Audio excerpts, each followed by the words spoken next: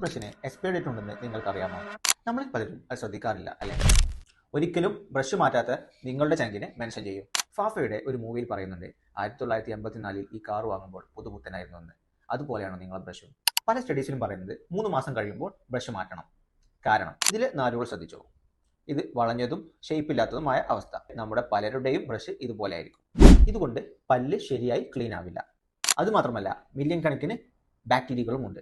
അതിൽ ഈക്കോളി ബാക്ടീരിയയും ഫംഗസും ഉൾപ്പെടുന്നു. ഇതുകൊണ്ട് തന്നെ പല്ലിനും ചുണ്ടിനും ഇൻഫെക്ഷൻ വരാൻ ചാൻസ് കൂടുതലാണ്. അതുകൊണ്ട് തീർന്നോ? ഇല്ല. പ്ലാക്ക് എന്ന് കേട്ടിട്ടില്ലേ?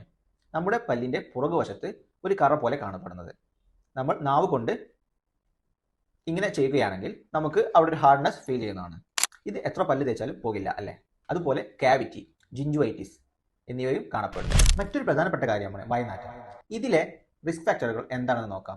ബ്രഷിന്റെ നാര് വളഞ്ഞാലും അത് പിന്നെയും ഉപയോഗിക്കുന്നത്. പ്രധാനപ്പെട്ട മറ്റൊരു കാര്യം, ജലദോഷവും പനിയും പോലത്തെ രോഗങ്ങൾ വന്നു കഴിഞ്ഞിട്ടും ഈ ബ്രഷ് യൂസ് ചെയ്യുന്നത്. അപ്പോൾ എന്താണ് ഒരു പരിഹാരം? സിമ്പിൾ.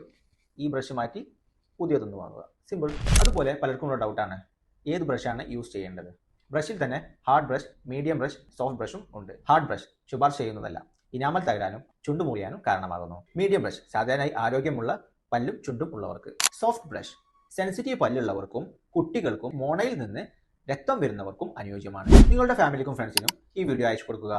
കൂടുതൽ വീഡിയോസിനായി ഫോളോ ചെയ്യൂ.